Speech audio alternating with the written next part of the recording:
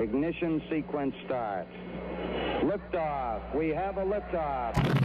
What is going on, guys? Welcome back to the channel if you're returning, but if you're brand new, I go by Space Jam Tactical here on YouTube. I've been in the military for about 10 years, served 9 years in the Air Force under Air Force Space Command, and last year I transferred over into the Space Force, so I've been in the Space Force for about a year. Surprising news just dropped today about the Space Force enlisted ranks and what they're going to look like, and this has been highly anticipated because this has been about 9 months since they termed us Guardians. There's another name you might know me by.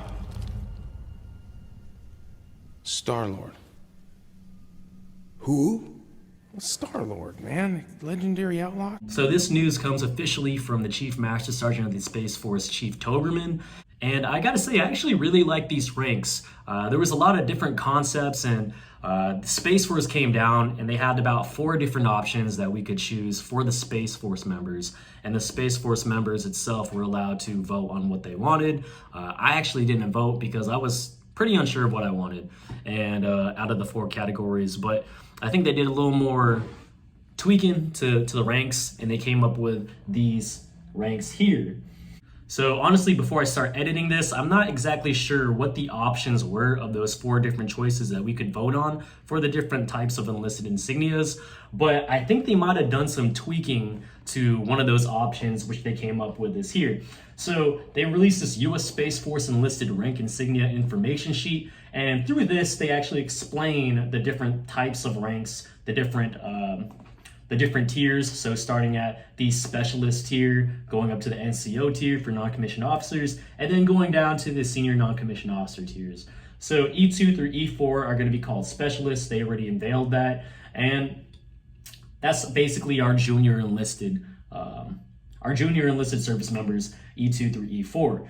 Big thing they wanted to go with these concepts was the Vandenberg stripe. So General Vandenberg, I don't know when, a while ago, proposed that for our junior enlisted members in the Air Force, because it was only an Air Force at the time, he wanted to have that, what you see right there, which is the General Vandenberg rank insignia proposal. There's a straight line opposed to chevrons in the Army or the Air Force. He just wanted straight lines.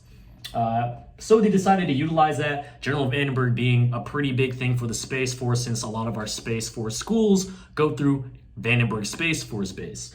They paid homage to him, and instead of using that Air Force insignia, they replaced it with the Delta insignia. So they use that straight line for our junior enlisted members, and then they have the Delta insignia on top of there. In the background, which is kind of confusing to me, but I think there is a reason why there's so many different changes between the different tiers, between specialists and NCO, but they decided to use a foundational delta and hexagonal border for the background.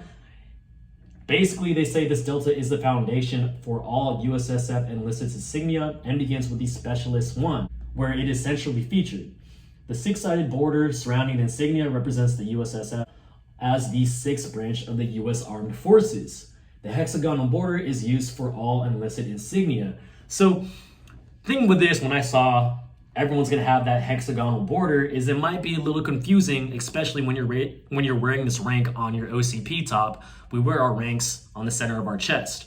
So if it's just kind of a blot, it's gonna be hard to decipher exactly what someone's rank is, just initially. But going into the NCO tier, you can see that those Vandenberg stripes, the straight stripes, turn into sergeant chevrons. So opposed to being straight stripes, they go into those angled chevrons for sergeants, for NCOs.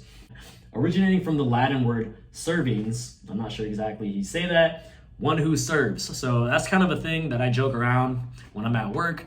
You know, I'm a tech sergeant, so when someone says, hey, thanks for doing that, I'm like, hey, sir, I live to serve. Achieving the title of sergeant brings with it an increased responsibility to serve those who are there charged with caring for. Our sergeants, NCOs, are now first-line supervisors, right? This change is reflected in the traditional sergeant chevrons that replace the straight line stripes of a specialist.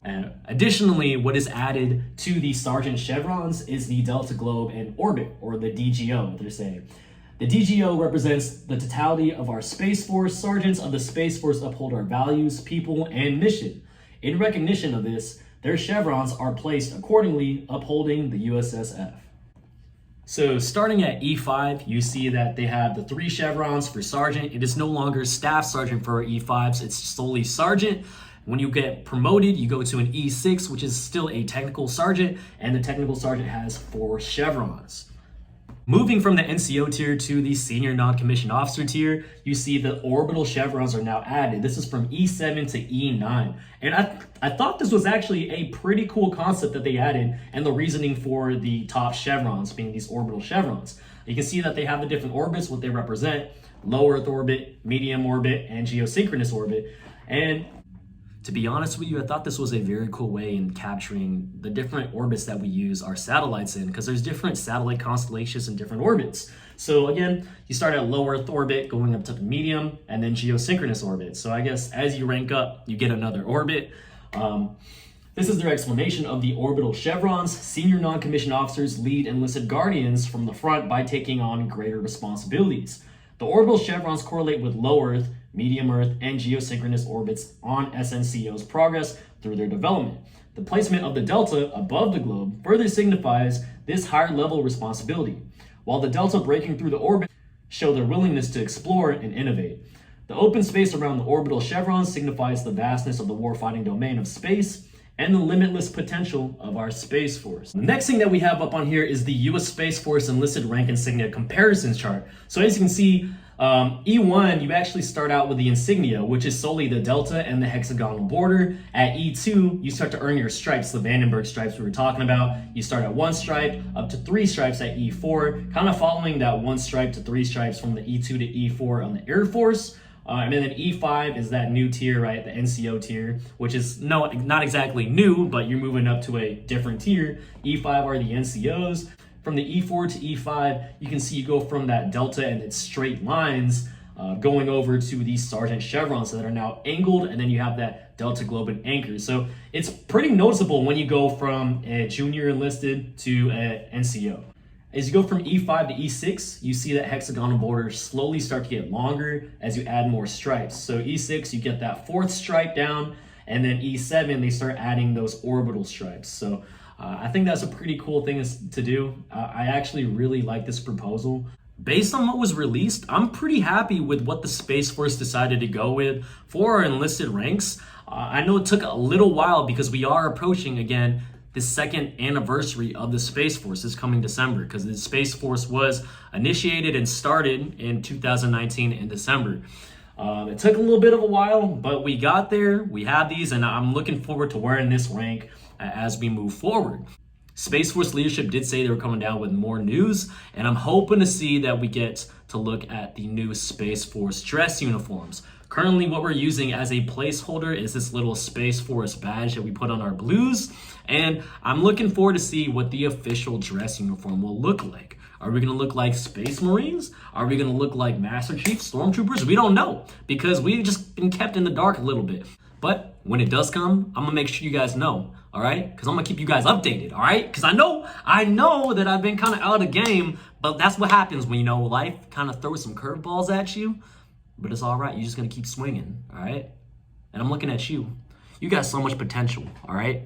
So go ahead and gather yourself up. If you've been, wondering, what should I do in life, man? What should I do?